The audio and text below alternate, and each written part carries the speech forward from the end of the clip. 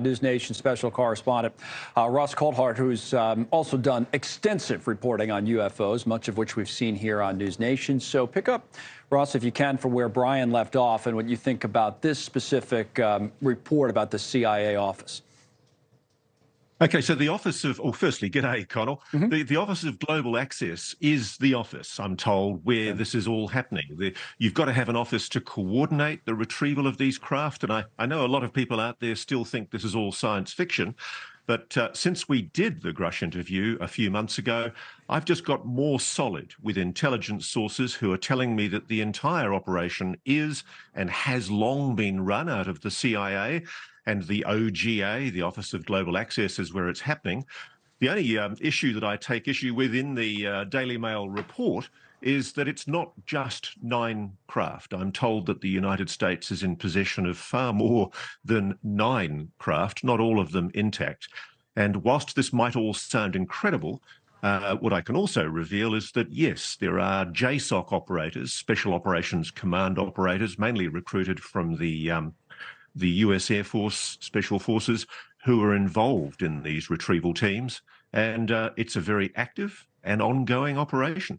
Let me ask you one specific question about the term non-human. So UFO would be unidentified flying object, right? So these are supposedly operated by quote-unquote non-humans. How do we know that? Because we have recovered, and again, this is on the basis of what I'm being told by multiple sources in the intelligence community, very senior sources who know what they're talking about, we have recovered what David Grush euphemistically referred to as biologics, alien bodies, non-human bodies. And I think we're getting very close, Connell, to a point where the US government is going to have to start becoming more candid with the American people, because the issue behind this Daily Mail story, in my view, is the risk of catastrophic disclosure. The risk that if the government isn't more open with the people, if the Congress continues to allow this story to be suppressed by sections of the defence aerospace community that, frankly, I do think are quite legitimately protecting or trying to protect what might be their intellectual property, i.e. these recovered craft that the US government has entrusted them to try and reverse engineer.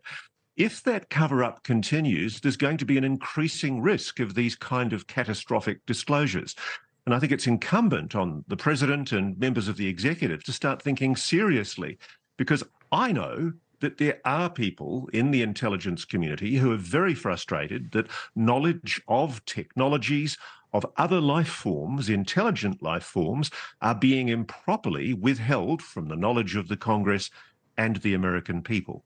So you think they know this for a fact, that it's not, in other words, that they're actually hiding something explicitly, that they have the evidence. You're convinced of that from the work you've done? It's not just convinced. I am absolutely certain. You can take it to the bank. Too many very senior intelligence and defence sources have said this to me now. The only issue really is for people to start thinking rationally about the implications of why 4 senior Republican politicians are trying to oppose legislation which would force the disclosure of something that consistently the Pentagon is trying to give the American people the impression doesn't exist.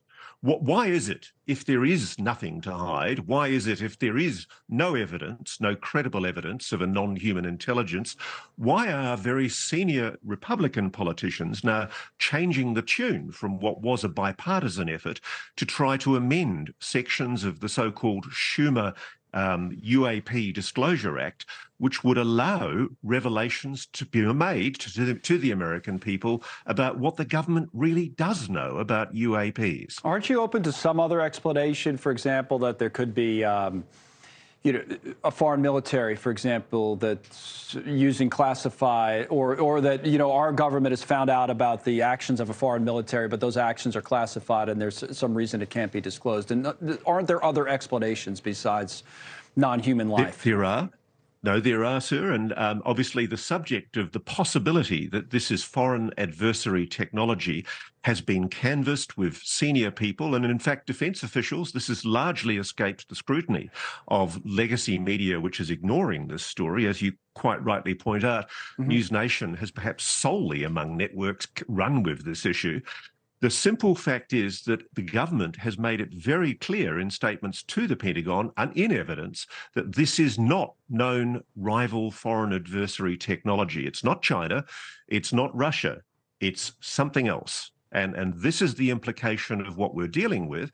And that's why there has been, until very recently, a bipartisan effort in the Congress, a laudable bipartisan effort, which is quite rare in the Congress these days, right, to see a move for UAP disclosure. And that was pushed by the Senate Majority Leader Chuck Schumer and supported by Republicans such as Senator Marco Rubio. And now for essentially, I suspect, reasons of expedience to do with heavy-duty funding from the defence aerospace lobby, key Republicans are now moving to try and block sections of the Schumer legislation, notably the eminent domain section that would allow confiscation of any NHI technology. And Connell, you have to ask yourself, if this is all nonsense, why would somebody of the incredible reputation and seniority of Chuck Schumer and Marco Rubio, why would they associate themselves with legislation that specifically talks over 20 times about NHI, non-human intelligence technology?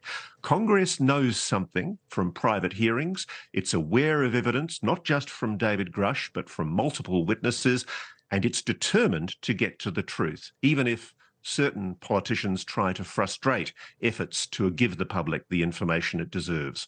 Well, our thanks to you, Ross. As always, Ross Coulthart has done a lot of work on this subject, and much of which has been seen here on NewsNation. Thanks for joining us tonight.